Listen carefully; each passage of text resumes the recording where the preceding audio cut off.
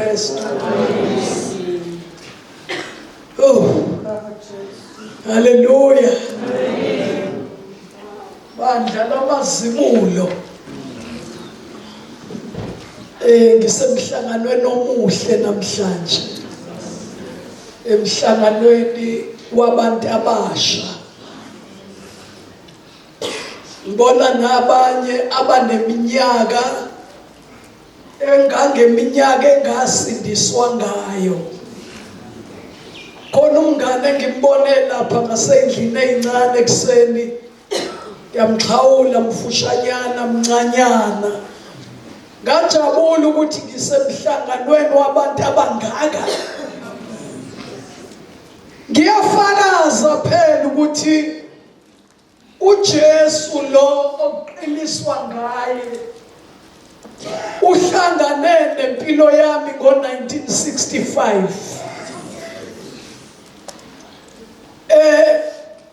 Ngineminyaka ewu-9. Ngisonta abazalwane, ngisonta ngokweqiniso. Uyabona ukusonta ngokweqiniso. Wazi ukuthi wenza into right. Ngisonta ngokweqiniso. Kwafika isikhathi la esontweni lami kufanele ngifunde iklasi ngiqiniswe. Ngakwenza nalokho ngoba ngifuna ukukholwa kweqiniso. Kwafika isikhathi la ngithatha khona ibhantshi lejoyini. Ngiyakhumbula nje bazalwane ngigqokiswa ibhantshi. Kwakuhamba igosa lakithi. Ugogo wakachamana wayemfushane nje. Kuyena kongola phambili ngoba kuthiwa ilona gosa. Kwathi ke mase kufika la ngebhathiswa ke khona ibhantshi ngokosiko lwesonto lami eLuthela. Umkhokheli ke lo igosa lami langibuza ukuthi liphi isoka lakho. Ngaleso sikhathi ngangineminyaka ewu-13. Ngase ngishoka ukuthi alikho.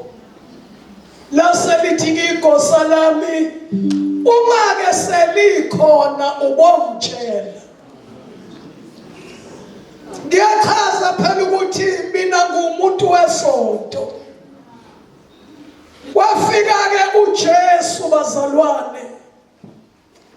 Wafika uJesu namandla akhe. Washweba kugogo ukuthi akabange salazi isoka lami. Ngoba uJesu waseNazaretha uyahamba nempilo yomuntu noma ungakanani. Enye into eyangelekelela bazalwane ukungakhuli kamnandi. Ngingakhulele ezandleni zabazali bephila kodwa ngingenaso isikhathi sokusondelana nabo ngezimo zempilo. Njalo uma ngilapha eThekwini ngibona le ndawo okuthiwa iseClermont. Yila impilo yami ibhekele khona. Asikho isikoplas bazalwane esifana neClermont. 1968 kwaqala lento okuthiwa imjondolo. Yaqala ngase kwi-section engangifunda ngakuyo. Lekofeneni Mngeni. AbaseClermont bayazi lo ndawo. Kwakwakhiwa izindlu ekseni kusingekho. Liyashona ilanga sekuneroom. Zayiphelela lapha ingane zabantu ngoLwesihlanu. Ngomsombuluko kufika abazali esikoleni bezobheka ukuthi ubani ushone phakabuyanga ekhaya ngoLwesihlanu. Kuqala imikipito. Ingane zesikole iqoma abantu abasebenzayo zithola izindlu ezakhiwe ngamakhathoni ejuba, kufaka udaka phakathi kube isitini. Ngizama ukuveza ukuthi angikhulanga kahle, angikhulanga nofo. Uma ngibheka impilo yami ngangifanele ukuba yisidwedwe samadoda. Makuthiwa khona umuntu wesifazane okukorojwa ngaye, kwakungangifanele abazalwane. Ngangifanele ukuba isidwedwe sotshwala. Futhi abantu engikhulela phakathi kwabo eClermont babengema ngakimi, bathi yini ebilindelekile kumuntu okhula kanje. Kodwa ngithanda ukuphakamisa uJesu bazalwane, namandla akhe avuka ngawo kwabafileyo, ukuthi alikhi khona negumbi nesikhathi neminyaka lapho uJesu engathandi ukuba seduze nempilo yomuntu khona. Ngangingakamazi njengomsindisi, ngangimazi nje ukuthi umuntu wokusontelwa.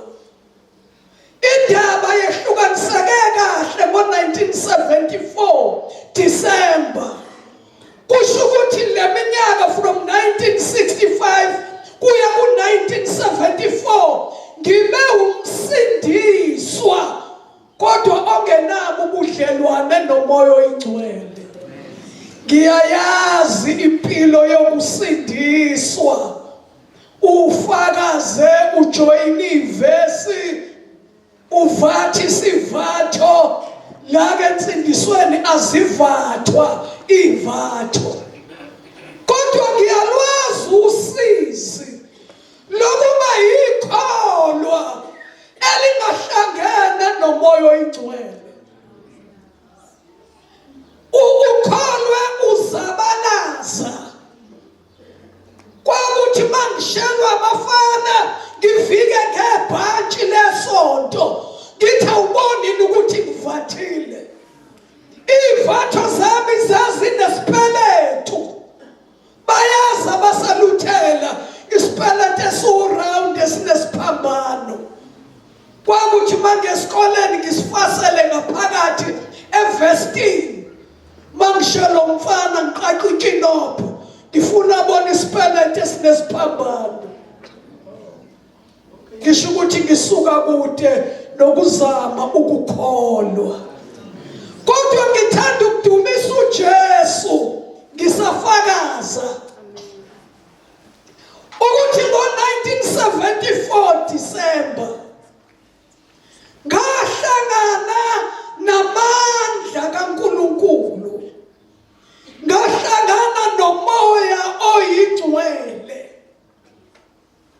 Angiphindanga ngaba umqomo kaDoti wamanga abantu besilisa beshela.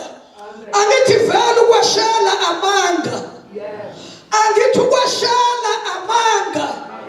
iBhayibheli lithi usukumiyenga umuntu wesifazane, uyamiyenga.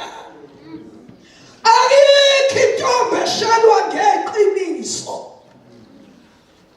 Nawe nje uyazi ukuthi weshela abantu abangaki, waganwa abantu abangaki.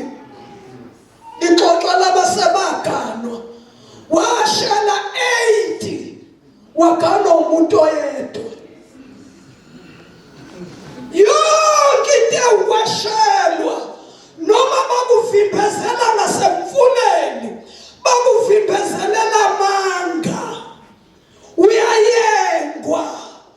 Noma bakumise emsebenzini, uyayengwa. Noma nishelwa ngalento, ngicela unichazele ukuthi niyayengwa. Ngagcina ukuyengwa ngo-1974 December, ngihlangana nomoya ingcwele. Ngashiya phansi le ndaba yeyivatho, ngashiya lesisipelete isifasele verse 10 ukuthi mangiyema umuntu wesilisa ngiqaqa inkinopho ngithi nasi isipelete ngiyasonda ngoba ngangazi ukuthi kuzothi kusindisiwe ulimo lwalungasebenzi ebandleni lami. Ngihlangana nomoya engcwele bazalwane, ngihlangana noJesu ngina 9 years, ngihlangana nomoya engcwele ngina 18 years. 1974 impilo yami ayiphindanga yafana nayizolo. Umhlangano wabasha unawo, amen. Impilo yami ayiphindanga bazalwane. Ngosuke ngabhabhatiswa ngalo ngamandla kamoya engcwele kwaLwesithathu mhla ka-9 kuDisemba 1974. Ngahlangana nomoya engcwele ngingomunye umuntu.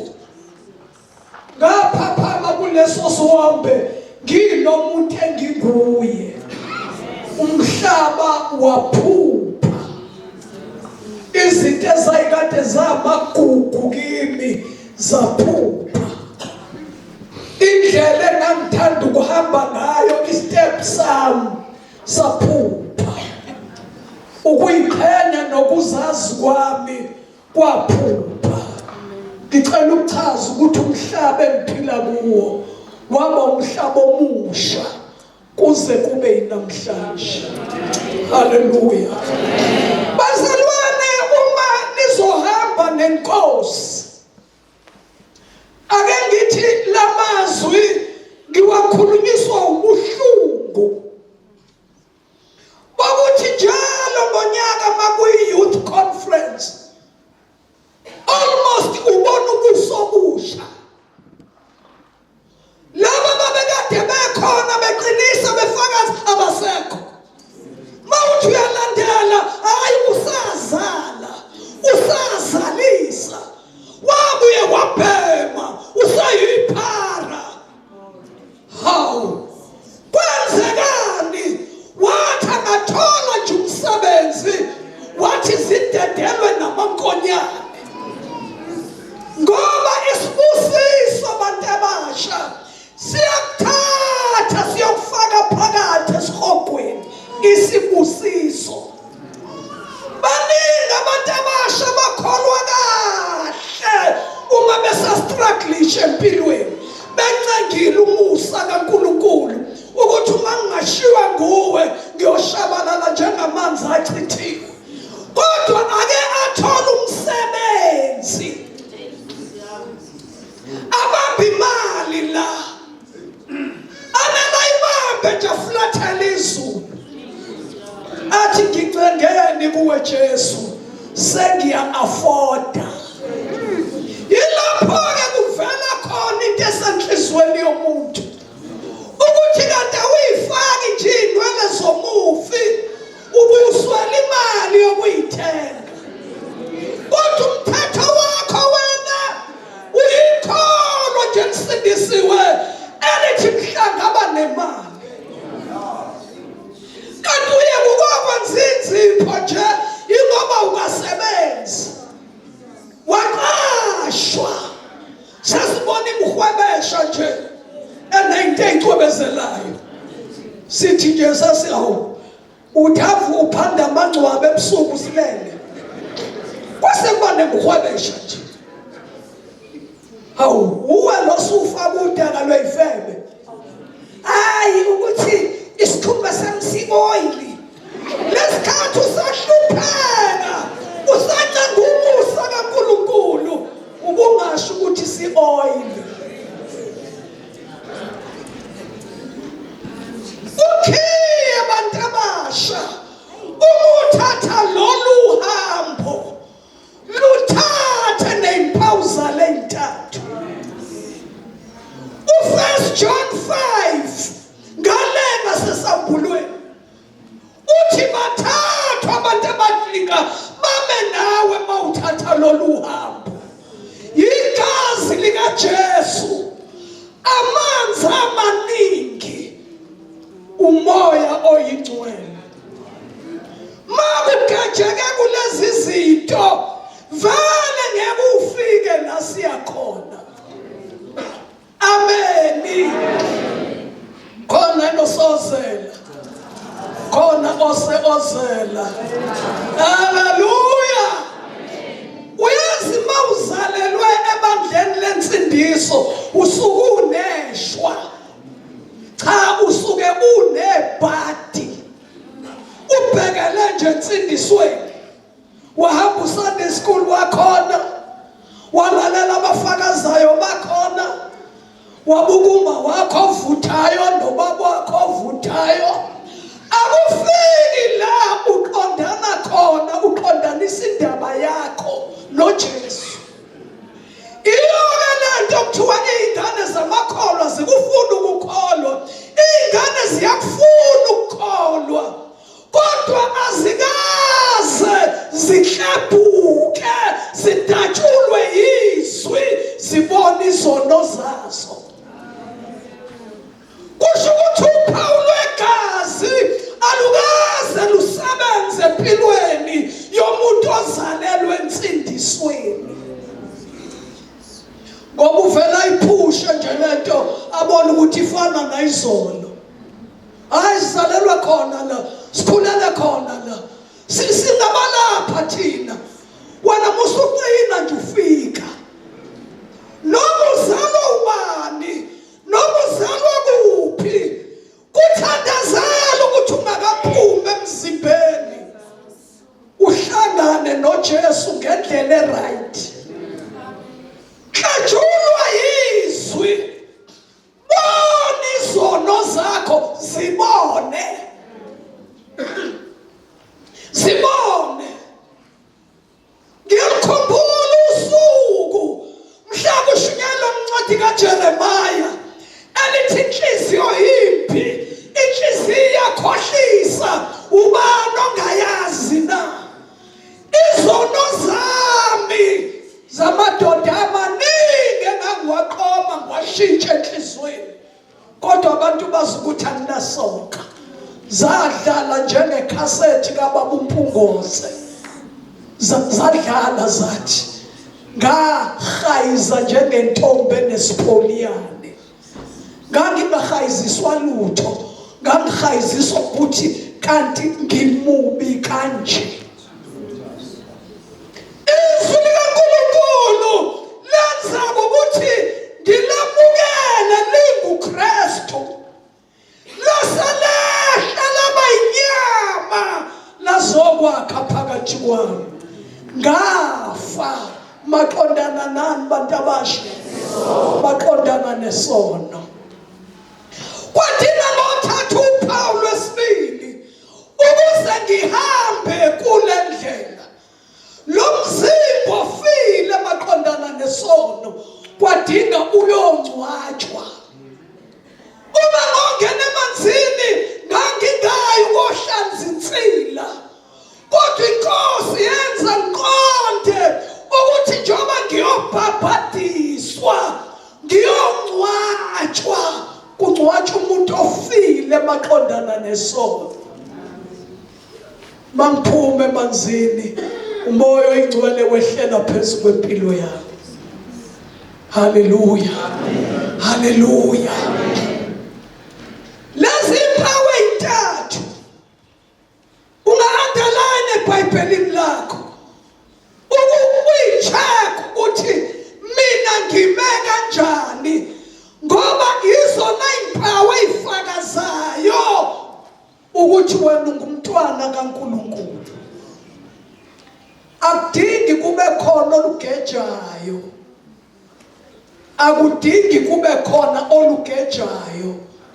Mawufunda incwadi yamaRoma ngithi chapter 8 lapha ko verse 8-9 lithi izwi lenkosi ma umuntu engenayo umoya kaKristu, ngicela ukuchaza engenaye umoya kaKristu alisho ukuthi mayingasonke ebandleni namazibulo, lithi mayengenaye umoya kaKristu liyamlandula lithi lawo ngicela sithi ngicela sithi luthini lolu phawu luthi minus uyasuswa umuntu omntwana kaNkulunkulu uma ngayo lemlenze emithathu igazi likaJesu amanzi amaningi umoya oyingcwele. Haleluya. Yamdumisa uJesu bazalwane. Lenhlekelele yenzeke ngina 18 ukugcwaliswa ngomoya oyingcwele. Lwaqala ke lolu hambo olumshikashika olwehlayo luyakhuphuka luyacakela luyatsheka kodwa kwasho ukuthi ngihlangane kahle nomkhongi. Bafunda uGenesis 24 uzofunda ngomshado kaRebecca eshada noIsaka uthola ukuthi kanti lolu hambo udinga utete kumkhongi utete ngokuyena wazindlela aze ayokubeka phambi komyeni wakho uJesu Kristu. Ayikho bantu abasha into engenzeka empilweni yalolu hambo uma umoya ingcwele engamile nempilo yakho. Ngicela sithi amen masiko. Amen. Le ndaba imi ngomoya ingcwele. uNkulunkulu sidalile emfanekisweni wakhe. Isono sasikhiphe ecebeni likaNkulunkulu. uNkulunkulu waletha uJesu ngoba yayingekho indlela sasingahlengwa ngayo. Kwadinga sihlengwe ngegazi likaJesu. uJesu wayiqeda indaba wathi kufeziwe kuphelile. uJesu mayuka uthi ngeke nginishiye ninodwa ngeke nginishiye nizintandane ngiyeza kini masinyane ngizothuma umduduzi umoya oyingcwele. Hey bazalwane umoya onjani? Umoya onjani? Abantu abasha kuthiwa ingcwele ngizothuma umduduzi umoya oyingcwele. Uma isefikile uzoniholela asenzeni umoya ingcwele ukuholela eqinisweni noma liyababa noma libuhlungu noma likwenza ubukela phansi udelelwe kodwa umoya ingcwele uyena uholela eqinisweni. Iqiniso lithini? Udirect impilo yakho nje akufundisa ukuthi kuphilwa kanjani. Amen. Kulolu hambo. Haleluya. Amen. Kuphilwa kanjani? Kuphi? Kulolu hambo. Uhambo lolu bazalwane. Kuyahanjwa la abanye bayasala endleleni, abanye bayaqhubeka, abanye bayagijima badlula abanye. Kodwa ngicela ukuchaza uhambo lolu. Yini nje lolwenza ukuthi mawusemncane usahlupheka ukhona uzucheka isikhanda uthi wanele waphumelela wathi cha phasha awukahleni nina lama computer ya upgrade awukahleni sengisithengahlala nje ngileli khona ngini. Umoya ingcwele uholela eqinisweni. Amen. Umoya ingcwele ukunika impilo ekunika ukuthula. Umthetho wakhe nje uyiqiniso. Uyiqiniso. Ngicela ukuchaza uyiqiniso. Umoya ingcwele uyakududuza mawusosizini. Uyena wenza noma uphila kanjani kodwa ungezweli ngoba umduduzi lo ulokhu etshelile athi ungesabi nginawe ungaphela amandla ngoba ngizokuqinisa futhi ngizokusiza. Ngixoxa indaba kaMoya Engcwele. Athi ungabesaba abantu ababulala umzimba kodwa bengeke benze lutho ngomphefumulo. Athi ngiyaqinisa ngithi mesabeni uNkulunkulu othi sebulele aphinde yofaka esiqoqweni. Lithi izwi lenkosi yebo ngithi mesabeni loyo. Akekho umuntu bazalwane owesaba uNkulunkulu engenayo uMoya Engcwele. Uyazi ukuthi kufikane enhlizweni yami kufika indaba kaSawuli, sizoxoxa ngaye namhlanje. Kodwa ngimakele mangifunda indaba yakhe ehupha uDavide nje, emhupha emzingela left and right. Ngalinye ilanga kufika la ethuma khona ithunywa eyinamandla ethi aziyolanda uDavide zize naye zimphethe khona ezobulawa. Kanti uDavide uhlezi nomprofeti uSamuel, uhlezi nomuntu nje ogcwele amandla kaNkulunkulu.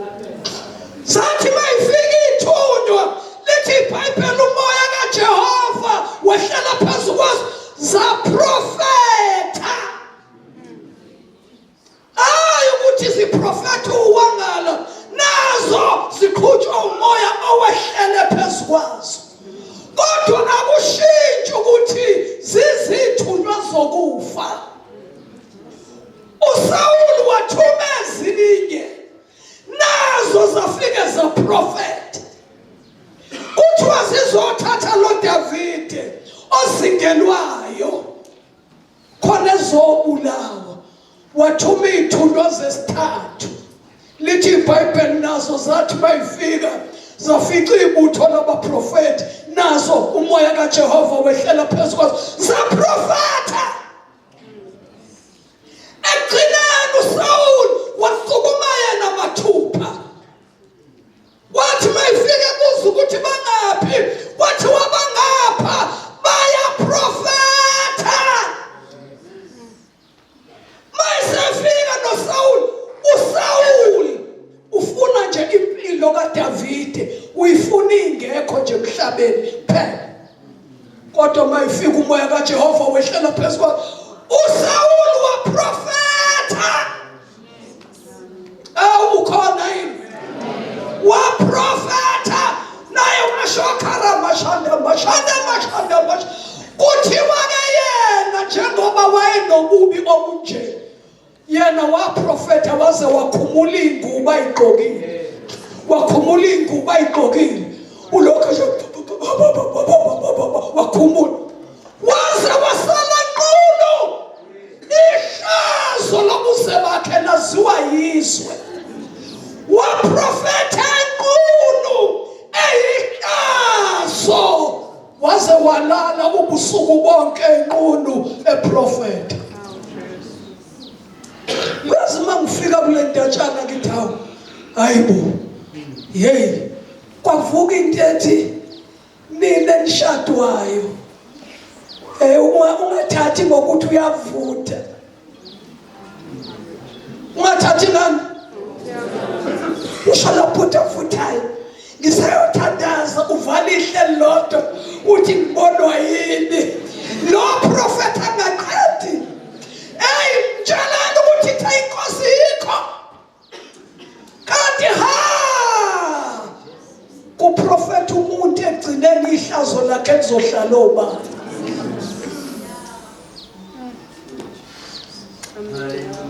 Awunikhona yini? Likhona yini? Phela sekho isihibe esinjengomuntu omusha othi nje ngeke ngize ngilale. Ngizelale nginje. Bacabanga ukuthi khona into elando emganweni. Bese uba yikholo elingcono ngoba nawe wagana emhlabeni. Ngiyaxoxela abaningi oSawuli abaprofethayo. Akushintshile ukuthi mubi, kodwa ngoba usemdibini wabaprofethayo. Akushintshile ukuthi iqinile, kodwa ukhavekile usemdibini wabaprofethayo. Akakaze abaprofetayo. Kule insuku-ke abantu abasha kakhulu besilisa abakufuni ukusebenza. Amen. Sebezothi-ke njalo abanye isidingo bathi asiqashwa. Angikhulumi ngokuqashwa, ngikhuluma ngokusebenza. Amen. Manje bahlala labapapalale balokhu beprofeta bethiwa isikapa basikaphatana nje bagadelaba. Uma sese-high school abamphuphi, uma esevasithi bamphupha kancane, waqeda waqashwa bamphupha kakhulu.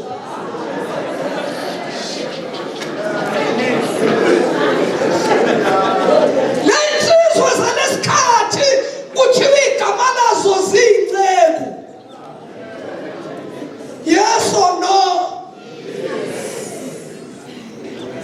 Hayi nimthethelela ngisho mina insizwa zalesikhathi igama lazo yini? Ziyinceku. Ziyinceku. Isandla ziyalenga.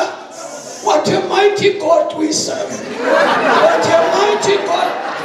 It is good ngayo ukulala zingavuki.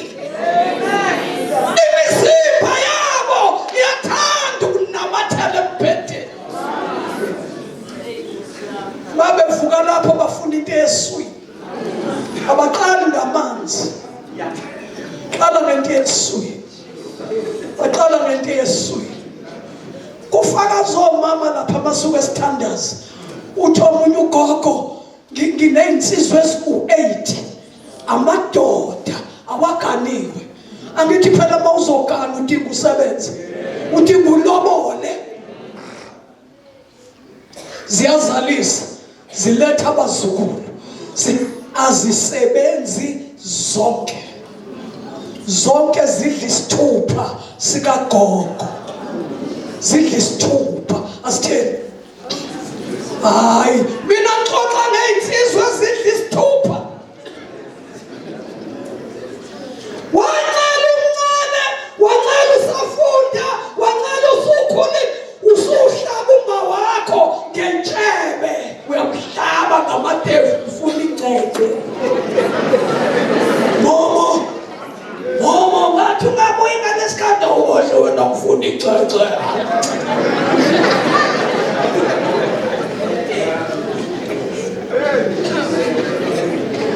Athi-ke mhlayifile ugogo bese ziyakhala ley'nsizwa zithi ngiyabuyelwe mina umame uhamba umuntu obeyikho konke kimi yikho konke. IBhayibheli lithi uNkulunkulu yikho konke wena bekuwumama.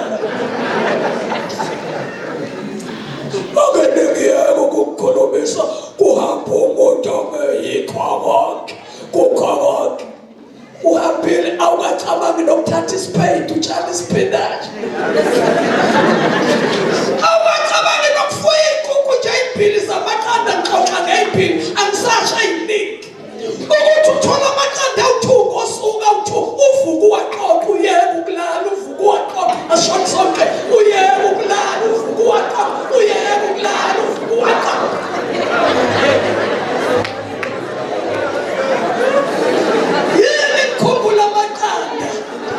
Izolo ngipresentwe nge-tray lamaqanda womunye umzalwane. Ngithi nahawu kanti awusho nje ufuya iy'nkukhu uthi no ma zu-2 nje. Njalo ngosuku ngithola amaqanda awu-2 njalo ngiqoqa ekuseni qoqe nini qoqa ndaba ziyabeka amaqanda awu-2 ngiwaqoqe. Wena wafela umame awufike kushayodwa nje uqoqa lilodwa.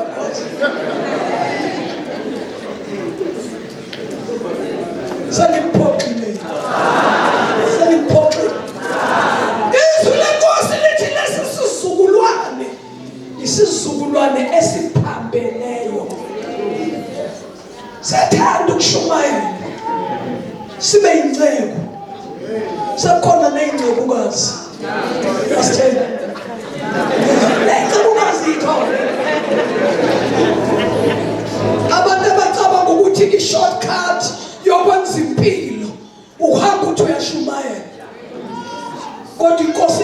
ungalisho lutho ngaleyo bese uhamba ugila amahlazo yonke indawo. Bathi abantu umuntu othunyiwe maye nje siyabonga ukuthunywa. Siyabonga nje. Awu haleluya. Amaqanda amabili uvuke ekuseni wacosha. Angithi phela mawunga wacosha sizowadla inkukhu. Wena ulibele ukulala. Ulibele yini? Lesi sifo sokulala bazalwane asikho kubafana kuphela. Sibhubhisile amantombazaneni. Amantombazana ayakhathala. Afuna ukulala. Mase bekhululiwe baze basichazele bathi ngase ngineyitayela. Angithi umulala ngohlangothi uyasinda uyakhathala. Athi mjike ngilale ngolunye. Khathala ngilale ngomhlaba. Khathala ngilale ngesisu. Khathala kuqa ngamadolo. Kodwa umoya uthi nje ungasuke embhedeni. Akekho bazalwane umuntu odinga sukume phakathi kwethu athi angisebenzi. Ngaphandle komuntu owanqunywa izandla noma kowazalwa ethena senze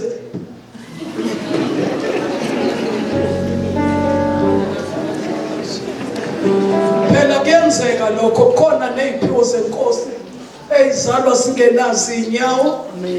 Kungenzeka nabanye abantu bazalwe bengenazi izandla.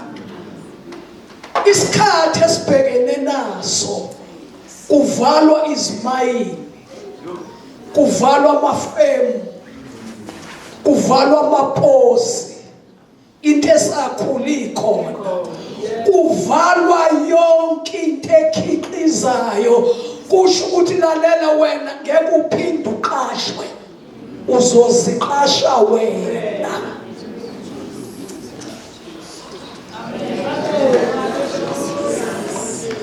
Asiphakamiseni abelungu. Asiphakamiseni abelungu. Haleluya. Intendala abantu banamathele kufebeni. Badayise ngomzimba. Balale nabantu abangangomkhulu wabo. Bafuna ukuphila. Bathi hayi abafana banamali. Usho ushikhahla ikhahla isandla sigudla ini iqulu. Kusho ukuthi ikhahla livele lifake nje isandla lithi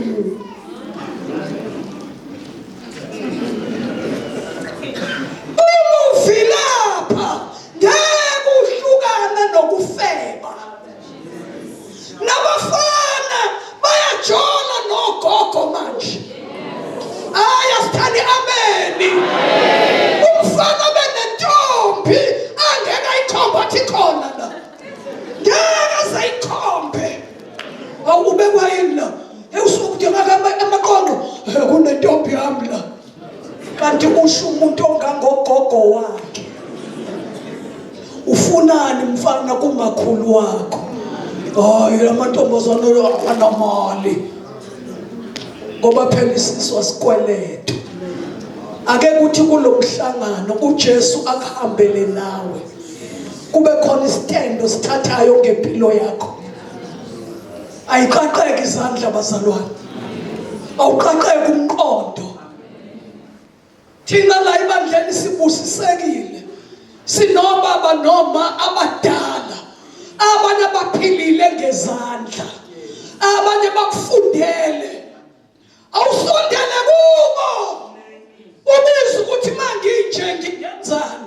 Bazokubuza ukuthi yini oyithandayo. Uyazi ngimangele day before yesterday ngibuzela inyibhungu. Hey. Mawubeka into nje phambi kwalo iyasithela. Phuza idoko, liphuza ijuice ngithi mama thina sibadala itheni lithi nami ngiyalifuna. Sengithi ake ngibuza ukuthi njengoba ungasebenzi nje ubungaka angithi khona manje kuzofanele uganwe khona manje yini oyithandayo. Hayi ngicela ukusho ukuthi cishe ungaphela u5 minutes.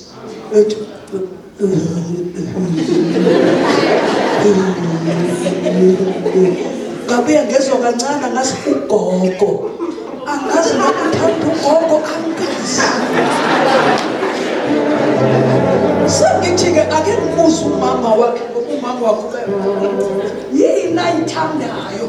Ngesikhathi nje ekhula wayigquba iy'nqola zocingo noma wayibumba ibumba ezojabuluthi.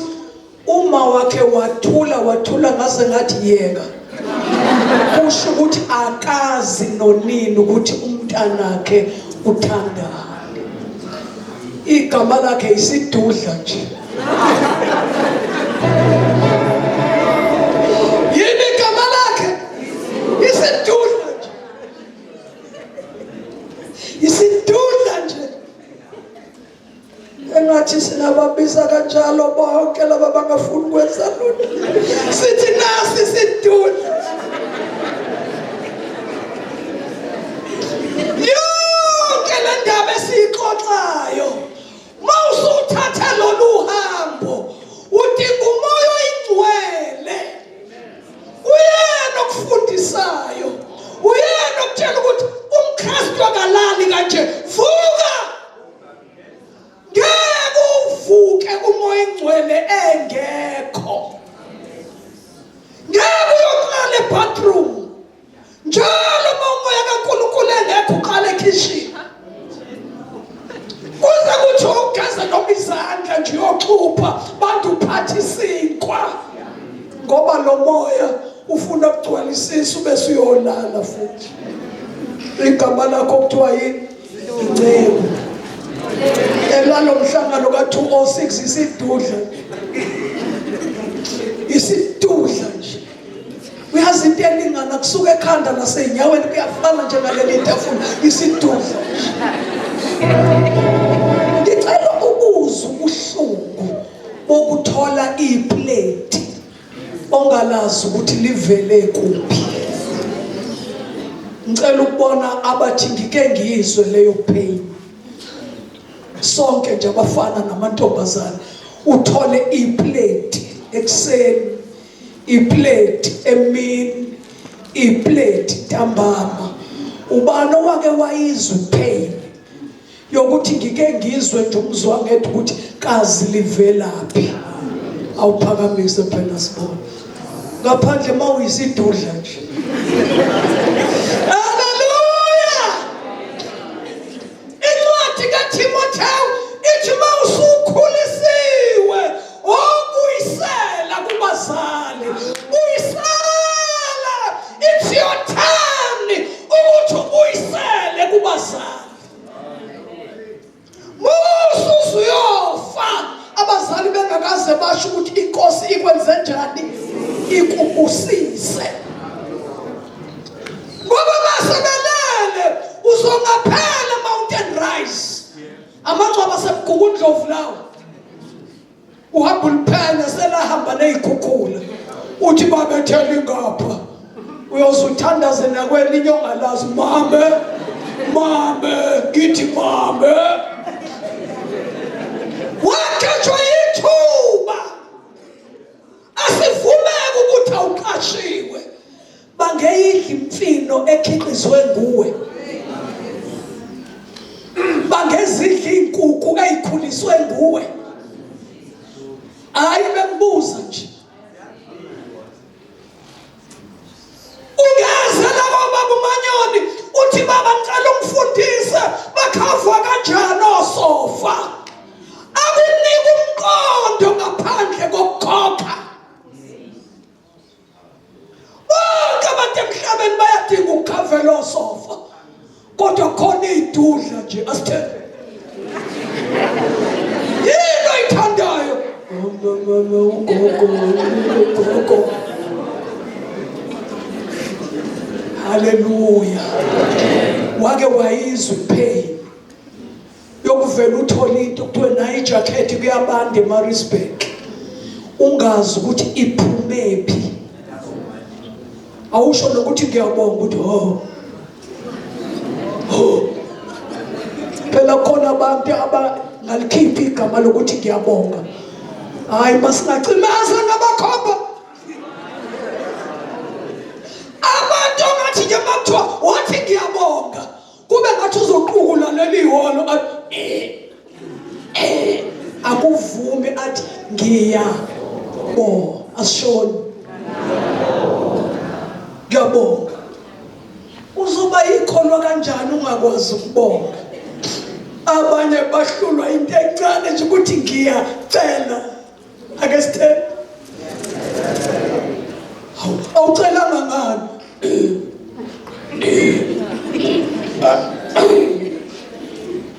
Ungathi kukhonye ingulube uzama ukutibila nje akhipha igama elithi ngiyacela. Elokugcina lithini? Awuxolisi ngani? Awuxolisi ngani?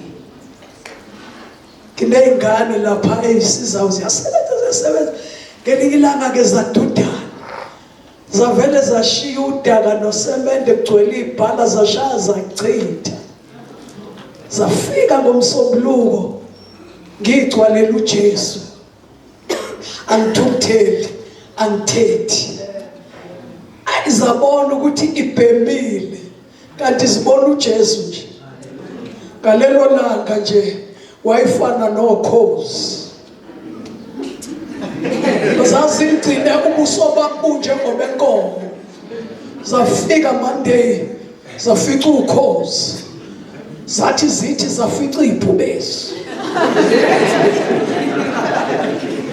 kanti ngizobuye kube umuntu nje futhi ngasho lutho ngathi kuba leli bhala angilibonanga loludaka lwachithwa kwakhona abangihawukelayo balithatha kusho ukuthi ngabe namhlanje kuyolahlwa leli bhala eligcwele ukhonkolo kanye nodaka lwakhona sekuthule kuyisithini ngathi ngisacela ningihambele kanqala hayi kwangiveza ubuso bengonyama ngathatha obokhozi ngabheka andisa tisa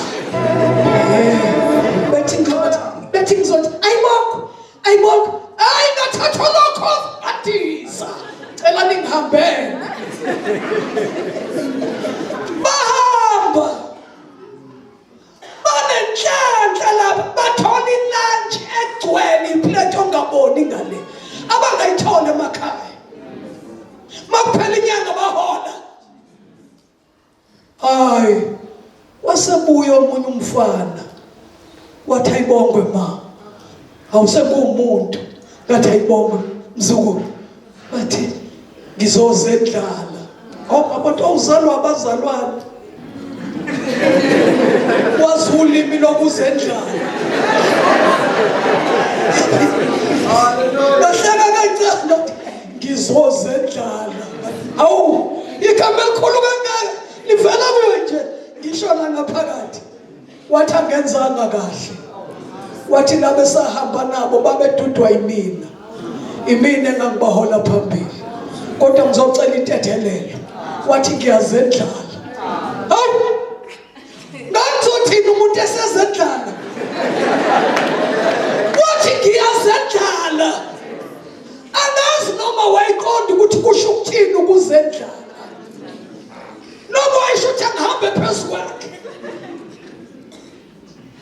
kase ngithamba ubatshele babuye beze emsebenzini ubuya zendlala ulahlekelwe izinto ezinkulu kabi empilweni ngokungakwazi nje ukuthi ngiyaxolisa ivele khukhumala inunu ibe yibhamuzi bengaka awuzongidelela uzolekhe ngibukele phansi igama elithi ngiyaxolisa lidiliza intaba buya abafana bami basebenza ifana lami lithe ngiyazendlala uphume kulomhlangano ka-206 kaJuni uhambe uyoxolisa xolisa nje nakuma wakho omnyomfa kangaka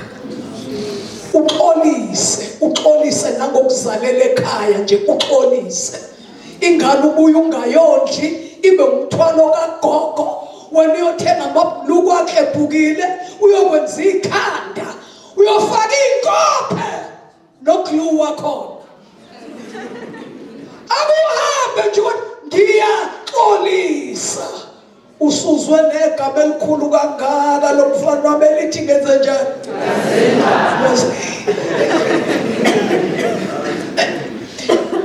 Ngizenza njani?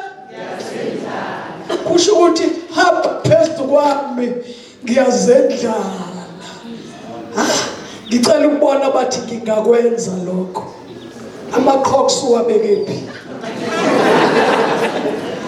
Ngicela ukubona bathi hayi ngingakwenza lokho ngisizwa inkosi. Uyabona ngiyaxoxela, uyazi ukuthi ngikupha mahala. Uzobona ukuthi mawufunda ukuxolisa ziningi izinto izuzayo ebeziblockwe nje ilento yokuthi aliphumi igama elithi ngiyaxolisa kuwe. Uba ikeja ngento encane nje, ungena abantu abadala abahleze endlini uvela ube uphishilile nje. Uthi ukuthi ngizokhuluma nawe wena baba umhlongo. Hawu Jesu. Wangena waphuma stop. Unodlame nje wena wedwa against you. Udlame against you. La ukhona nje. Khuma amakhabethe amakhishi. Khona nje abazala sebaba namakhabethe aphuma amahendle lathi.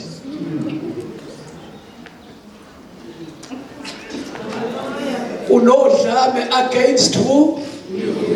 Unodlame wedwa nje.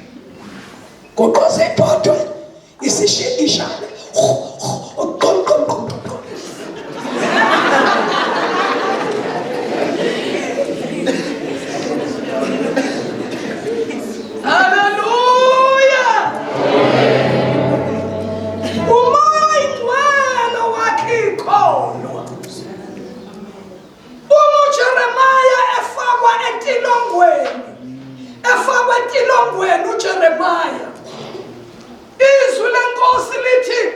Jehova wabonakala esentilongweni uJeremiah.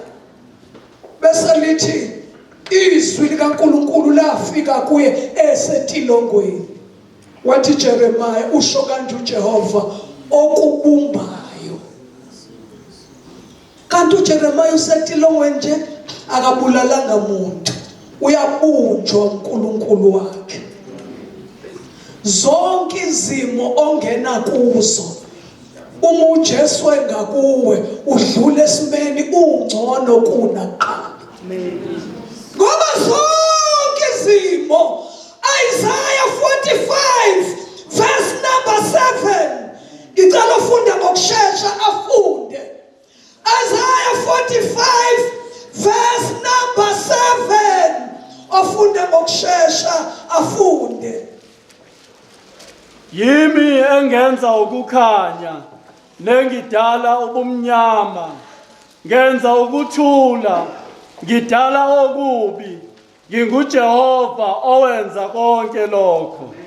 Ngicela ngafunda ngelinye ihumusha ngolunye ulimi kanye nje sedlule bazalwane ngisafakaza njalo.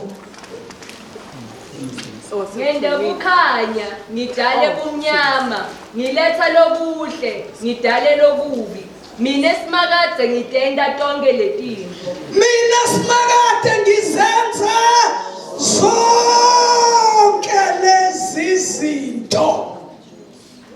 Umesikhwashube kade ethi mina nisebenzayo siyashuka emsebenzini.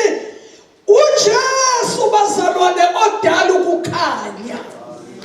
Uphila kukhanya uzothi inkosi sengathi lesi sikhathi singedlule. Uyena futhi odala ubumnyama. Uyena wenza isikhathi sokuthula nokuzola. Uyena odala isiphithiphithi. Uyena wenza okuhle. Lokhathi uDavide okuhle noMusa kuyamlandela.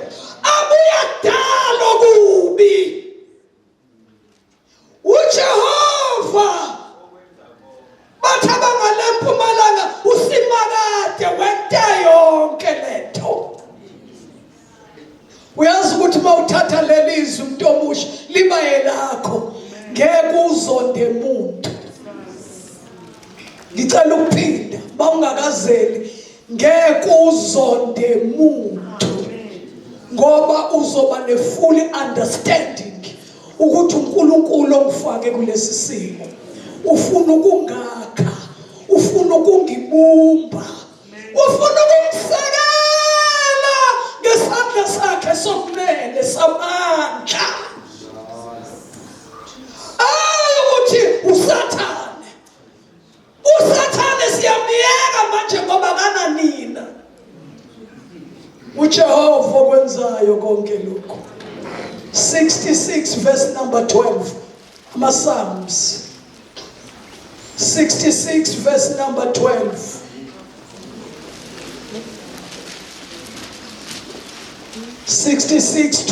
Osetholile afunde. Wavumela abantu ukuba bakhwele phezu kwamakhanda ethu. Sangena emlilweni nasemanzini, kepha wasikhiphela ekubuseni. Ubani ovumela abantu ukuthi bagijimela? Hayi masikhona ubani odedela abantu ukuthi abagijimela? Othi abaqhokelela bahlale ubani? Othi abashishilize la ubani? Uyena uJehova wabavumela. Isilungu sithi he caused them. Wabenza abantu ukuthi bayomgibelele ekhanda lakho misikhwatshube. Ubenzile. Uma sekwanele uyena othi yekani sekwanele. 2 usayokudabulisa emlilweni. Ukhale uthi Nkosi ukhona nomuntu owake wasindela ngabineli nje. Bese ukhumbula ukuthi oShadrach noMeshaki noAbednego baphuma bengenalo iphunga lomlilo. Kungashana lunwele, kungashana mayephe ngoba uyena osifaka kulezi zinto.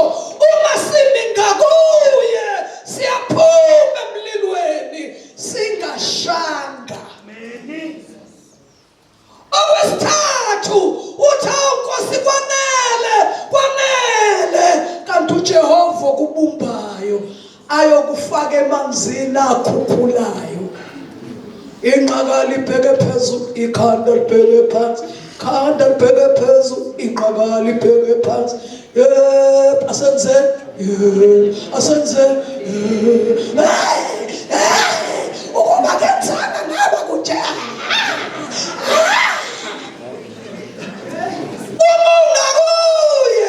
Ukufaka kulamanzi akhukhulayo abhala athi angeke akukhukhule. Sihlangane ngale emva kweyikhukhula ngiseyimi nje noJesu. Haleluya. Mawuqonda lemfihlakalo lelizwi lithatha libe lakho. Ngeke ube nesitha. Ngoba yonke into yenziwa nguyena. Ngizozonda uNkulunkulu, ngiyakuzonda. Ngithi ngiyakuzonda. Ingani umehlisele esondweni lokubumba ngoba ngithe ngisesandleni sakhe ngonakala.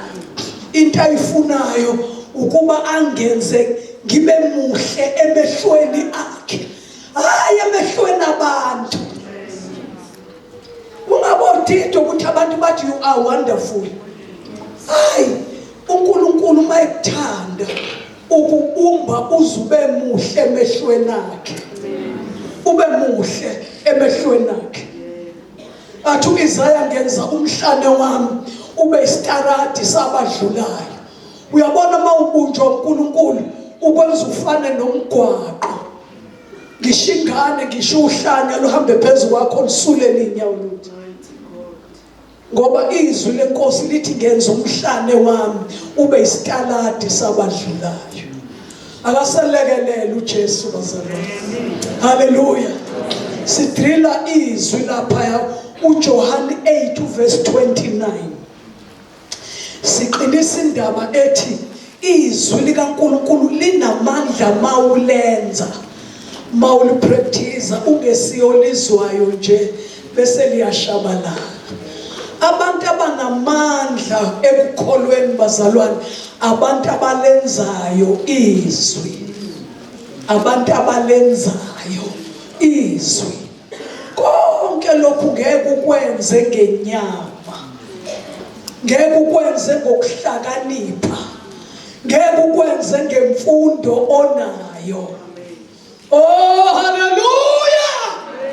Ngeke ukwenze ngokuthi ufunde ukusedlula sonke. Ngeke bazalwane. Ukuhlakanipha kwezwe kubula kuNkulunkulu.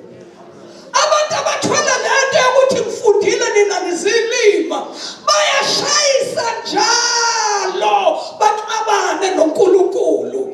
Ngoba basebenzisa ukuhlakanipha kwenyama, ukuhlakanipha kwezwe. Athi uJakobe 3 kuwukuhlakanipha kwamadimoni. Ukuhlakanipha okungenayo uNkulunkulu. Athi okwasezulwini kumhlophe. Kumhlophe. Akunalibala. Akunakungabaza. Akunakuzenzisa. Hayi ngixoxa ngokwasezulwini. Kodwa hawu lokhu kwe-formal education. Asitheni asitheni Bazundante njengebhano elingalendi. Elokhu liyo asenzeni. Asenzeni ibhanoyi. Hayi bawebhanoyi ubogcina wehle na uhlala esikhumulweni sakho. Hallelujah. Yishwa ukuba ne-formal education. Kodwa ugejiwe i-education nje yasekhaya. Yasekhaya nje. Wagejwa ukufunda esikoleni. Ukuhlala nezingane okungezona ezakini. Walwa waze waqeda. Hayi mina ngiyaxoxa. Khona abantu nje kwazi uFriday ubani uyodonorana nobani. Ngoba akakwazi ukuhlala nabantu. Akakwazi ukuhlala nabantu. Yimpi nabe namana naye bayalo wo wathatha iqatha la. Ufanele uliphase iclass. Uyiphase lemfundo yokufunda ukuhlala nabanye abantu. Nishele nihlephulelana igwinya. Ubufanele uyiphase lento. Ngoba uma usune doctorate uhlula ukuhlephulela ubhuti wakhe igwinya. Uhlula nje usawubona. Sanibona ninjani? Kubiza malini lokho? Uthwele nje ibhano eliyandiza lithini? Lithi alilendi ndawo. Isibusiso ukuba nemfundo bazalwane. Kodwa akuyiqaphela ukuthi angiyena yini umuncwi. Ibonakala ngihambe emoyeni kanti inyawo azikho. Imfundiso nje yasekhaya i-background yomuntu. Ukufunda nje ukuhlonipha. Ufunda ukuthi ungena abantu abadala besendlini. Awukwazi ungena ube uphishilile nje. Uthi by the way kanti ngiyograde. Ngiyograde. Yuzi ngiyamangala nje ubaba wahlala nje ngena kanti ngiyograde. Ngiyograde. Ubudinga ugrade la kubaba wakho. Uguqa nje uthi ngiyabonga. Yonke imizamo yakho lokho engiyikhona ngawe. Asitheni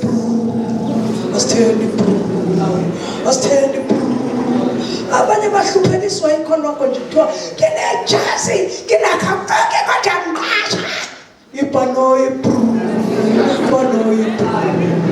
webhanoyi yehla impilo iphansi. Ngixoxa nabanye abantwana sesofundiswa ukuhlala phansi. Ngithi nifunani? Kusho ukuthi ke bake bahlale ezikoleni befunde emavasithi baqasha. Bayabona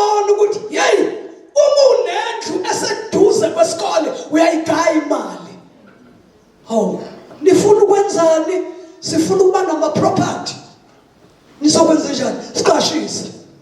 Siqashise ingane zesikole. Siqashise ingane zesikole. Lalelani la. Niyabheda. Ninjani? Ninjani? Ngathi yithuna lodwa, yingcwaba lodwa eliqala phezulu. Asenzeni qala phezulu. Nani ingcwaba liyambili. Siqala phezulu, sishona phansi. Ingcwaba liyambili. Ingcwaba liyambili. Ingcwaba liyambili. Ayikho impilo ewungqo eqala phezulu. Yonke impilo yempumelelweni iqala phansi. Sengiqedile. Wanendleba kezwe. Lokho akushoyo umoya emabandleni. Asizile ukuzothorisha. Sizocela uNkulunkulu ashintshe impilo zethu. Sikwazi ukuphila esikhathini okuyiso, sibambe ivangeli okuyilo. Singadayisi ngeqiniso, sithenge isikhathi. Kodwa sime noJesu ngoba impumelelo ikuye. Haleluya. Cela sifundiswe, hlale phansi. Incwadi kaSamuel wokuqala isahluko sika 18.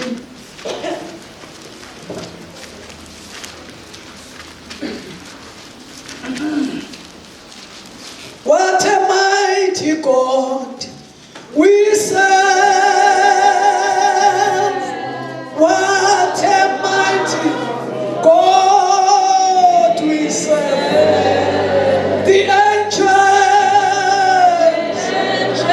bow before him to worship and adore him. What a mighty God we serve. What a mighty God. What a mighty God we serve. What a mighty God. What a mighty God we serve. The angels bow before him to worship and adore him. What a mighty God we serve. Hallelujah. Obana basavu mighty God. Oh, Nkosi yami bathe abanye nizophakamiselani izinto zinje. Hey, hallelujah. MawunoJesu mengakuye, all is well. Ukuthi umntwana ufile, uhlazi kanjani? All is all is well, all is well with my Lord. UKristu engakimi bazalwane ngicela ukusho ukuthi all is well. Uma nje uJesu ebengakimi, all is well. Ngicela sibheke amavesi ambalwa kule chapter. Sibheke uverse number 5. Lithi u18 lo uSamuel wokuqala. uDavide waphuma waya nomaphi. Ngicela uli-underline leli gama elithi nomaphi. Lapho uSaul emthuma khona. Ngicela sonke sifunde wenze njani? Waziphatha kanjani? Ngokuhlakanipha. uSaul wambeka phezu kwamadoda empi. Wayemuhle emehlweni abantu bonke nasemehlweni ezicebo zikaSawuli. Ngicela siye kuverse number 15. Lapho uSawuli ebona ukuthi asishoni sonke waziphatha ngokuhlakanipha wamesaba. Ngicela siyofunda lokugcina uverse number 30. Kwase kuphuma izikhulu zamaFilisti. Kwathi njalo uma ziphuma uDavide asishoni sonke waziphatha ngokuhlakanipha kakhulu kunazo zonke izingcebu zikaSawuli, laze laduma igama. Ngicela sibheke nganeno bazalwane. Ngiyakholwa inkosi izongilekelela ngabe ngisaba mude. Ngiyaxolisa ukuphuma kuleli bhokisi lemanje. Haleluya. uDavide waziphatha kanjani? Yazi bazalwane, uDavide uzelwe. uDavide ukhona imfihlakalo eyenzeke kuye efana nemfihlakalo eyenzeke kwabaningi esinabo la. Ukuhlangana noJesu, uthethelelwe izono zakho, uzwe ukuthi ngithethelelwe, noma abantu bangakhuluma ngazo vese zingaphansi kwegazi, zehlukanisiwe nami njengenhlukano yempumalanga nentshonalanga. Ngase ngiyobhabhadiswa emanzini amaningi ngoba suke singayi kosusa insila bazalwane. Noma sekuvama kule insuku ngiyangixoxa nabayo, hey ngafika eDandi ngayophinda futhi, ngafika eDandi ngenze njani futhi, ngayophinda futhi, kwathi baba emanzini ngaphinda senze ngaphinda ka4.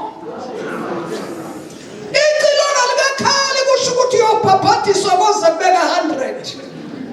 Mawuye emanzini ngokweBhayibheli usuke ufile, maqondana nesono ufile, bese uyongcwatshwa. Uyangcwatshwa, uyaqithwa. Mawuphuma emanzini uhambe kuphile nobusha. Ayokudala wahlangana noGcobo lukaMoya Oyingcwele. uMoya Oyingcwele wenzani? Uyasigcoba ngogcobo kwagcotshwa ngalo uJesu kwathiwa uKristu. Uma uhlangene noMoya Oyingcwele kukhona igama onikwa lona elithi ungumntwana kaNkulunkulu. Unegazi likaJesu manje, une-DNA yasezulwini. Uma isikhoshi ubefakaza la ethi sisho kahle besikharetha ibhekele isimilo lento umuntu ayiyo. Uma kufika uMoya Oyingcwele ufika acindezele lemvelo empi, ahlale phezu kwayo, athathe isihlalo sokubusa ekholweni, kube uyena oshaya imithetho. uDavide-ke uma ubheka lo uSamsoni kuthiwa mayihlangana nesimo umoya kaJehova wawehlela phezu kwakhe. Uma isimo sidlula uSamsoni uyihambela ngentando yakhe. Uma ehlangana nesimo esimisa nesiqumo sakhe umoya kaJehova wehlela phezu kwakhe. Kodwa kuDavide akunjalo. kuDavide kufana nabantu abangene ekhaka ebandleni lamazibulo, banikwa lolu gcobo lukaMoya luhlale kubo lungasuki kubo. Haleluya. Lithi izwi leNkosi mhla egcotshwa uDavide, egcotshwa uSamueli, umoya kaJehova wehlela phezu kwakhe kusukela kuleso sikhathi kuya phambili. ukumelana nezimo kudinga umoya ehle. Umoya Oyingcwele uhlala kithina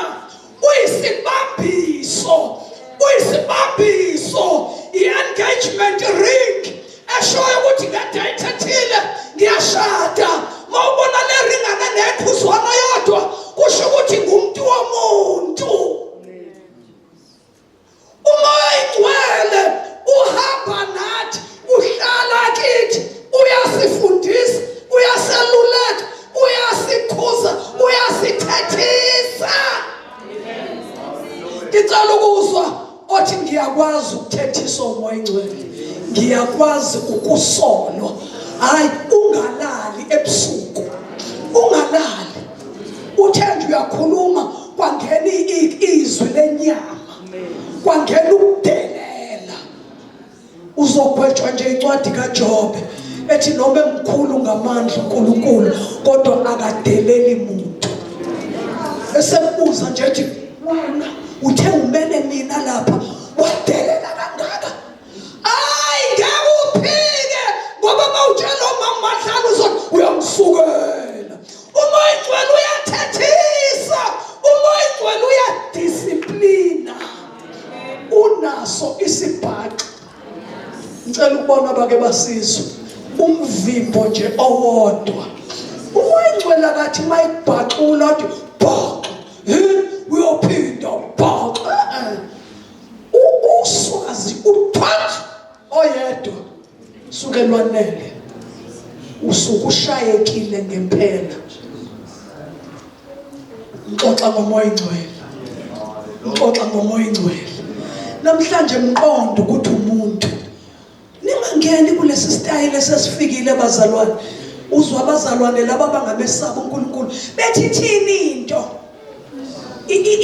ithini yavele yasho into, yavele usho uveze zonke ingcenge ngaphandle. Ithini into, ugqoke sibona izinqe athi ithini into, phela nathi sinento. Ithini into? Umoya Oyingcwele akakaze abe yinto bazalwane. Ngicela ukuxwayisa ngokwezwi. Ungakhuluma kabi ngoNkulunkulu uthethelele, ungakhuluma kabi ngoJesu uthethelelo. Kodwa it's written ukuthi uma ukhuluma uhlambalaza umoya Oyingcwele unecala kulelizwe elingayuxolelo nasezweni elizayo. Ake sithandaze. Athi yabonisa lo mashini athela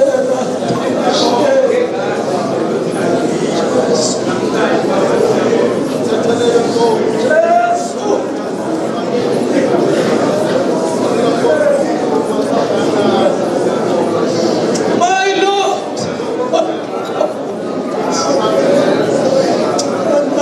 sila la bashana sikana. Hallelujah.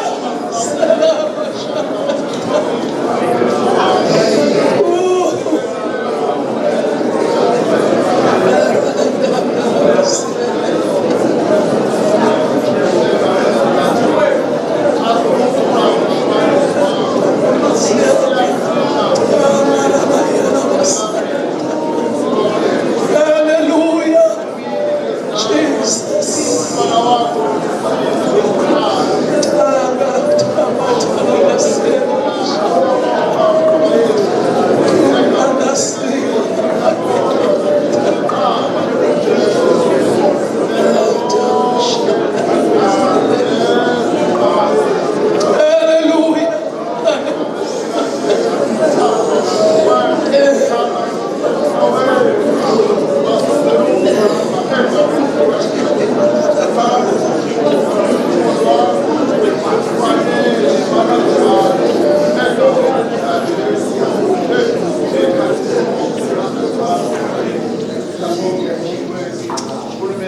Mighty God, Ora Sandala Bashir, Mbongeni, Gamahubo,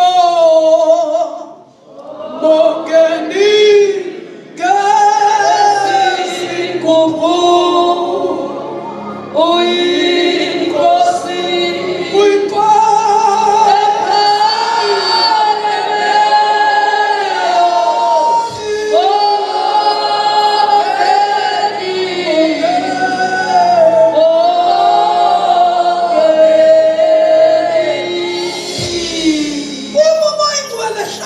nempilo yomuntu.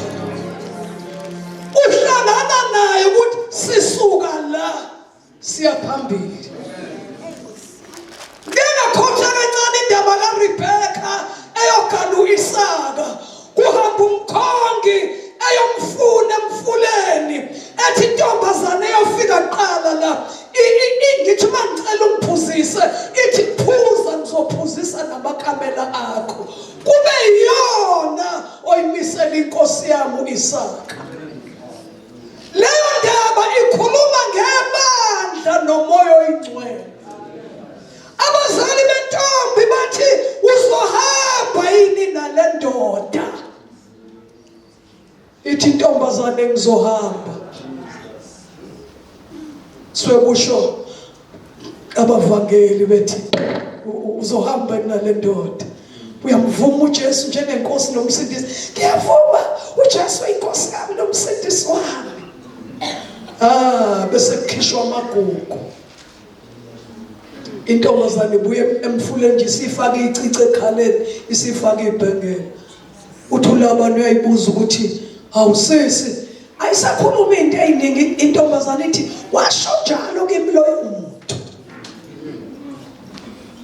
Uyinikela kuJesu awuceli kumuntu. Awuceli kumuntu nje.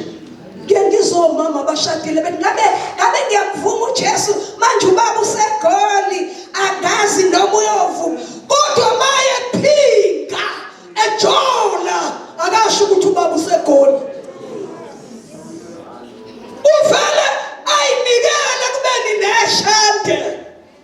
Baningi nje abanawo amashade la abacelanga emadodeni kuze kuvele ingane.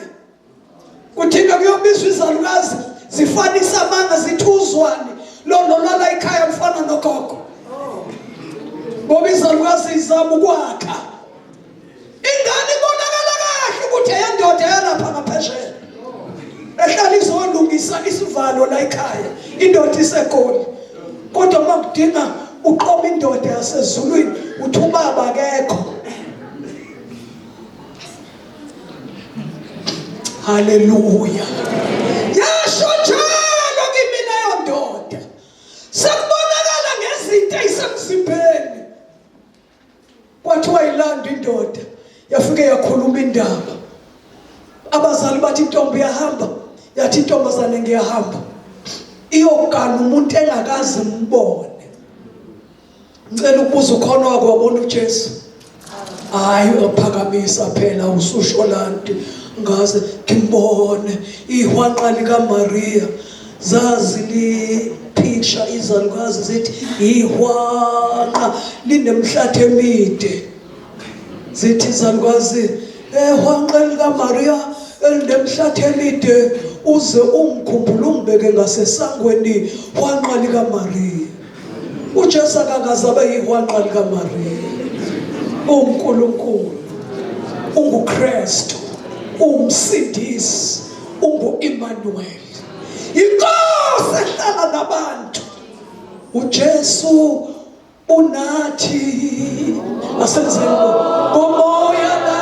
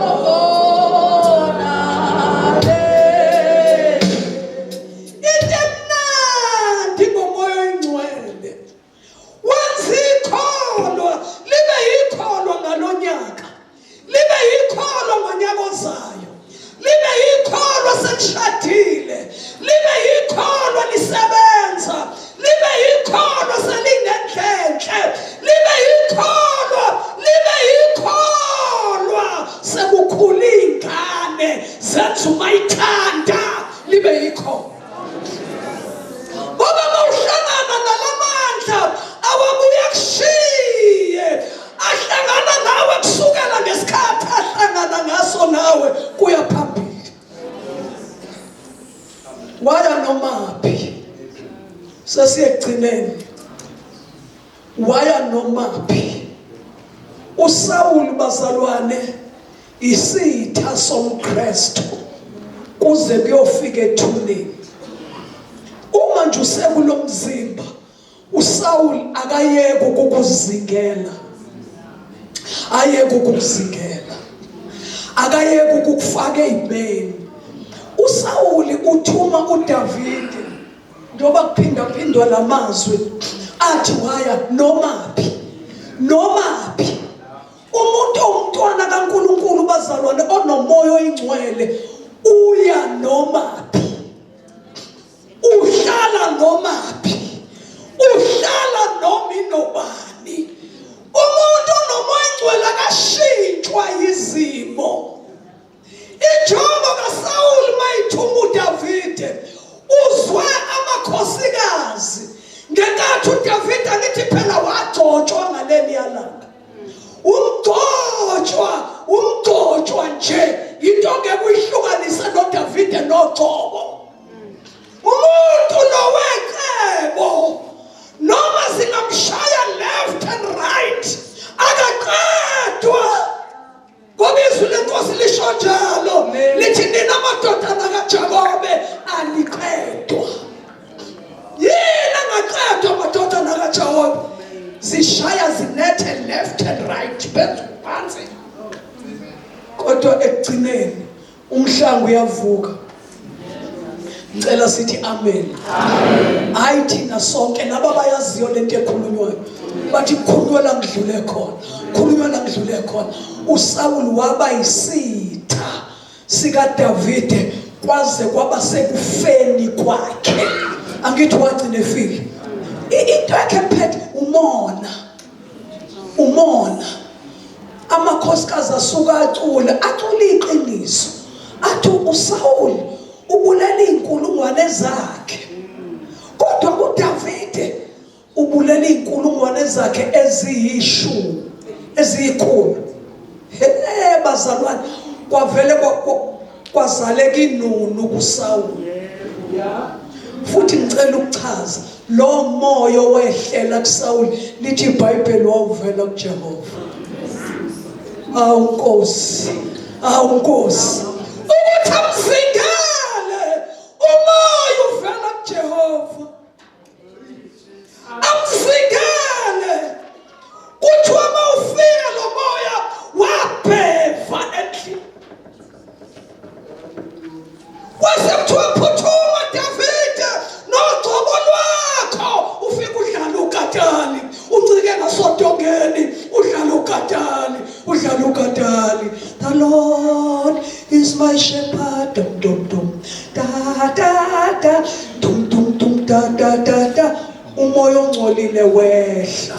Kodwa kwasho ukuthi hayi bazalwane lento imisiwe. uSaul wezwa kahle kuluma isandla. Mina ngiyangixoxa nabantu abake babulala abantu. Bathi mawuzwa kuluma isandla sisuke sifuna ukuchitha igazi. Wezwa kuluma isandla indodana kaJese nansi phambi wathi ngimphina namathelo odongeni. Kwasho ukuthi umuntu wecebo lo. uNogcobo alunikwe kusuka ngosuku alunikwe ngalo kuya phambili. Uma uletha umkhonto uthi iBhayibheli lithi umoya kaNkulunkulu wamshalazisa. Umkhonto wadla udonga. Lithi washalaza kabili. Umkhonto wadla udonga. uSaul ayibona lento ukuthi ojana umuntu engimgeja bukhoma engayimehlweni nami wabesaba. Nina amadodana kaJakobe aqedwa. Bazalwane umoya ingcwele umuntu. Umoya ingcwele uhlala nathi. Umoya ingcwele uyasiluleka, uyasiduduza, uyasikhuza, uyasifundisa, uyasihola. Sihlala phakathi kwabantu okade ukhala ngabo. Sihlale kodwa singoniwa lutho. Amen. Lolu Gcobo luyawephula amajoko omnyama. Hallelujah. Jesus. Izwi lenkosi lithi noma sihamba sisenyameni, hayi ngenyama. Sihamba senyameni kodwa silwi ngenyama. Izikhali zethu bazalwane akusona ezenyama, ezikamoya zinamandla nezikhali noma ibukeka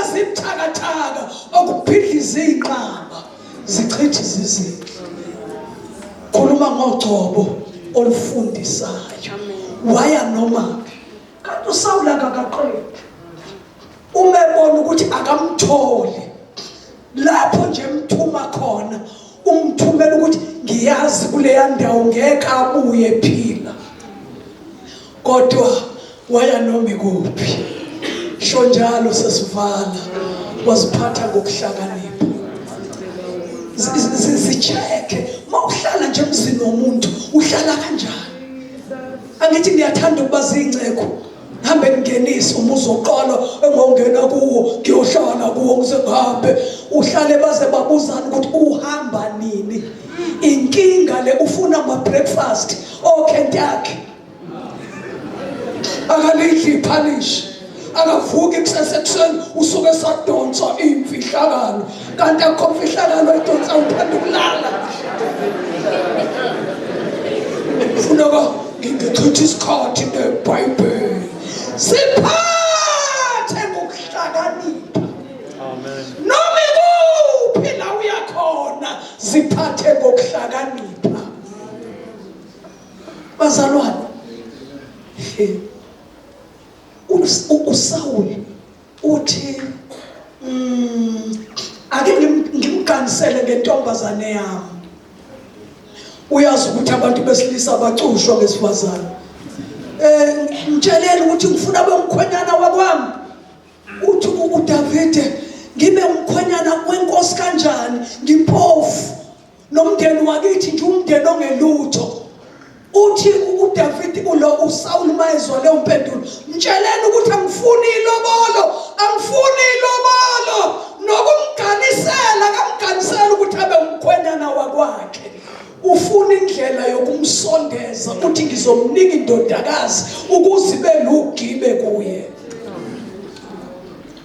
Yonke into ezokwenza uphunyuko ogibeni lwabacuphi ziphathe ngokuhlakanipha. Ayikho indawo ngeke kuyo kodwa inkinga indlela umuntu aziphatha ngayo. Waya noma ikuphi uthi uSawule ngitshelani ukuthi angifuni ilobolo ngifuna amajwabu awu-100 ey'qhwaga zamaFilisti. Ukhona ani eziqhwaga futhi ethi uma iphunyukile esiqhwageni sokuqala ngeke aphunyuke kwesesibili, uma iphunyukile kwesesibili ngeke aphunyuke kwesesithathu. Injongo kaSawule ukuthi ungabi khona wena oyibiza ngebandla lamazibulo, ungabi khona nje sonke sigundwini wele sifane sithi Jesus Jesus kodwa singakwenza kushoyo. Waya noma ikuphi waya noma ikuphi wasiphatha ngokuhlakanipha. Wake waba nje semzini womuntu uze ngegama lika Jesu wayicontrola lento yakho yokudlalela efrijini yabantu. Uvule nje ifriji ukuyivule nje ubeceleni.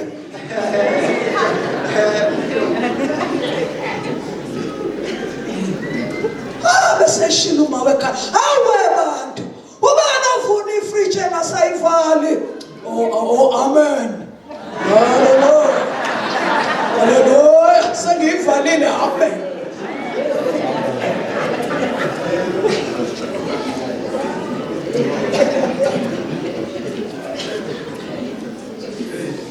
Hallelujah. Hallelujah. Mina bazalwane ngiyayithanda inyama. Kodwa ke at my age sengithanda imfino manje.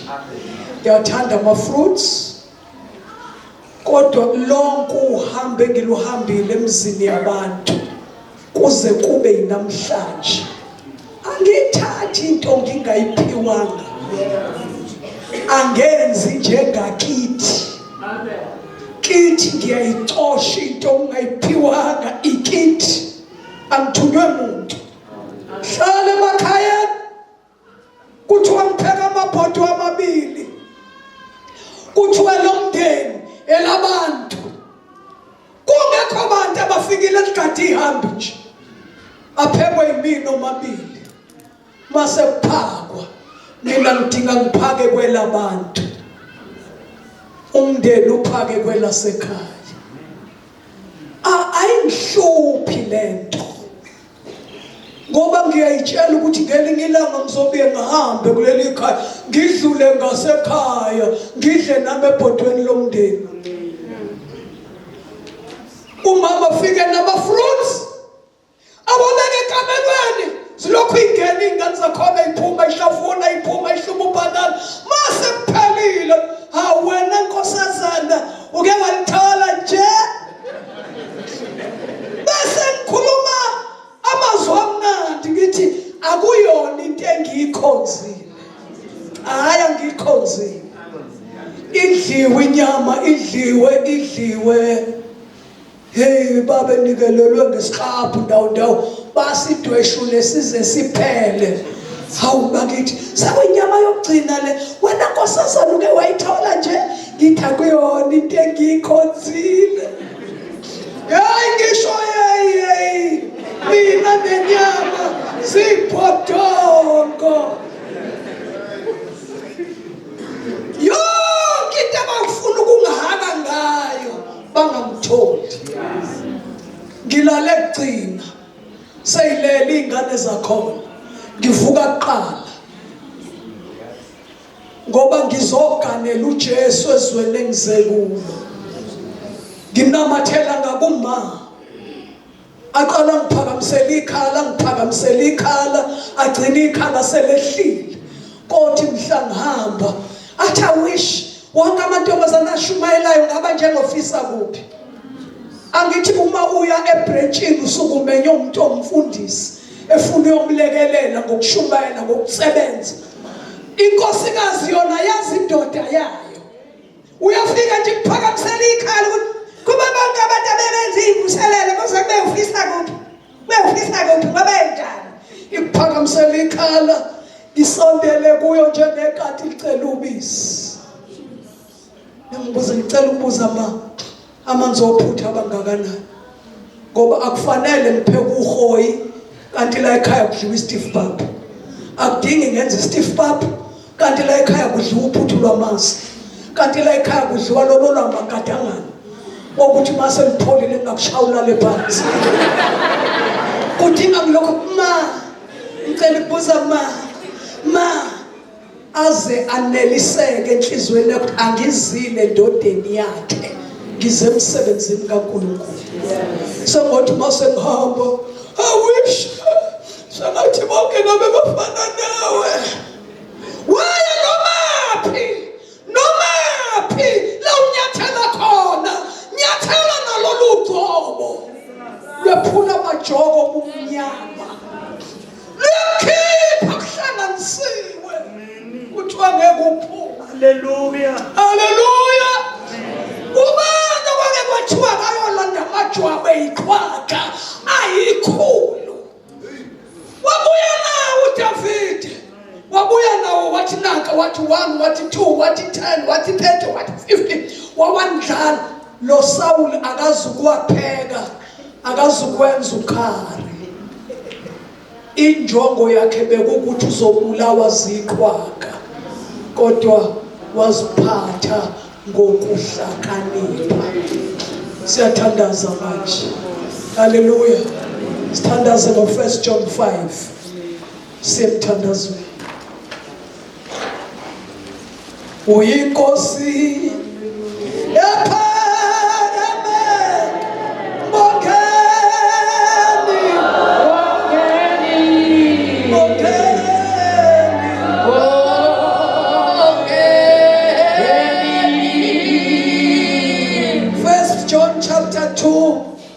chapter 2 siqale kuverse number 24 lapho kukhulunywa ngokufika komphiko uKristu.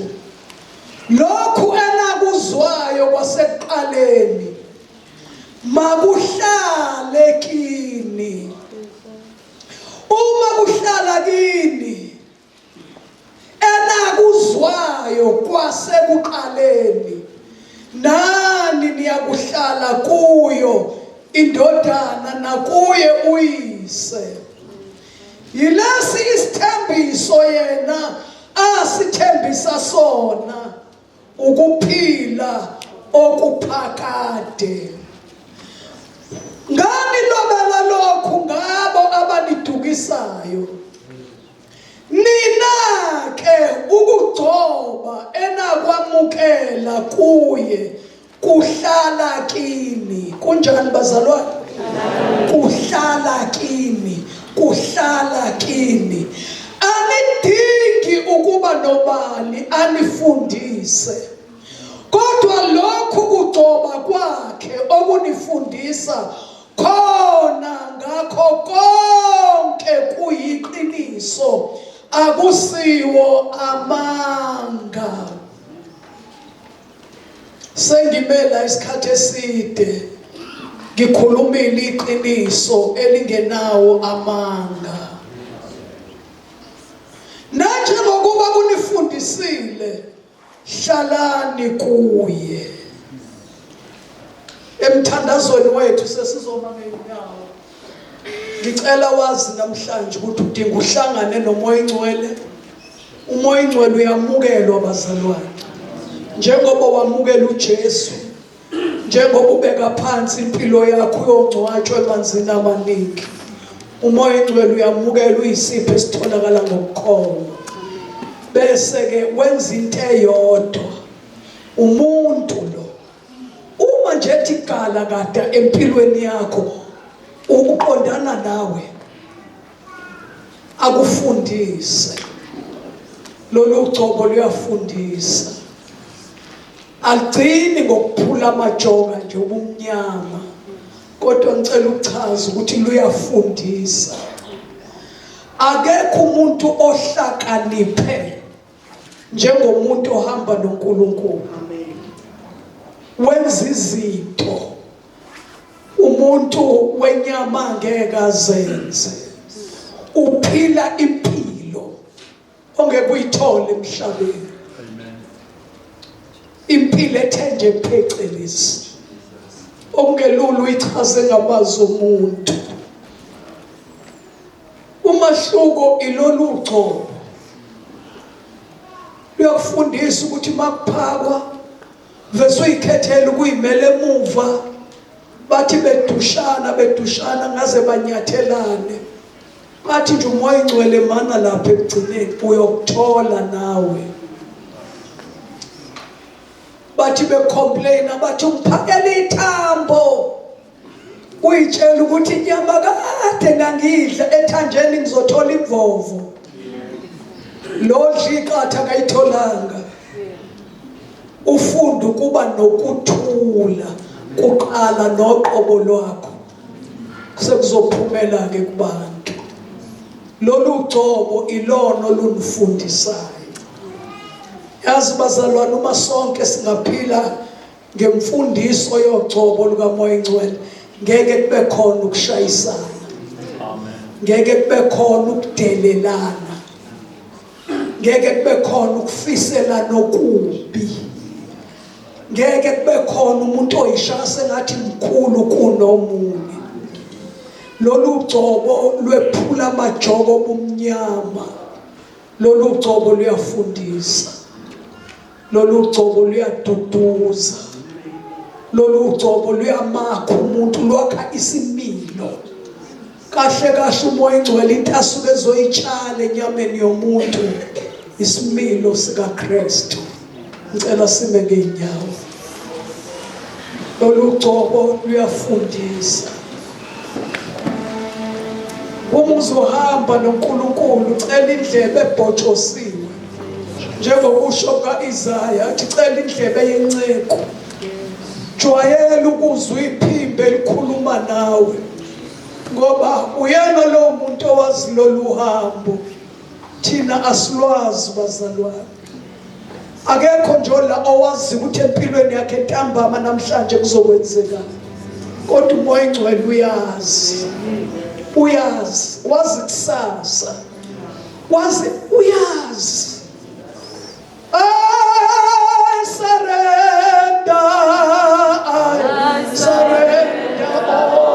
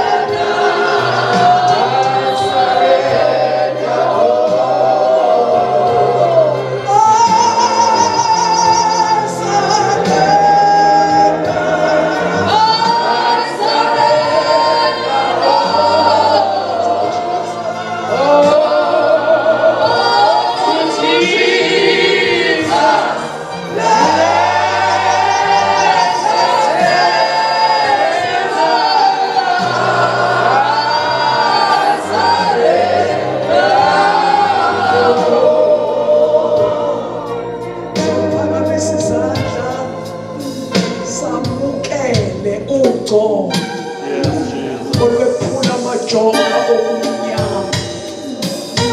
Lolu gcobo luyafundisa, lolu gcobo luholela kulo lonke iqiniso. Into ongayicela ukuthi nje Nkosi ngicela indlela, uma nje yonke into athi ngiyenze ngiyenze, ngoba uyena wazi indlela. Asikhuleke simamukele umoya engcwele, simu-welcome ezimpilweni zethu. Baba, egameni likaJesu waseNazaretha, sondele ezinyaweni zakho, siphakamisela amehlo ethu kuwe, lapho usizo lwethu luvela khona. Usizo lwethu luvela kuJehova owenzile izulu nomhlaba, ongeke avune unyawo lwethu lushelele. Yena osilondolozayo ngozelo ngalali. Jehova umlondolozi, Jehova umthunzi ngasesandleni sethu sonene. Ilanga lizokushaya emini nenyanga ebusuku, uJehova uzosilonda ebubini bonke. Alondoloze umphefumulo wethu, alondoloze ukuphuma okungena usuke phakathi usephakathi. Siyabamukela umoya bakangene kithi, afane kithi sukela kulesikhathi kuya phambili, esinika amandla, esiholela kulo lonke iqiniso. Siyabonga Baba ngalesi sipho esingakhulumekiyo, simnika udumo ngaso egameni likaJesu ngobuKristu iNkosi yethu. Siyabonga, siyabonga, siyabonga. Haleluya.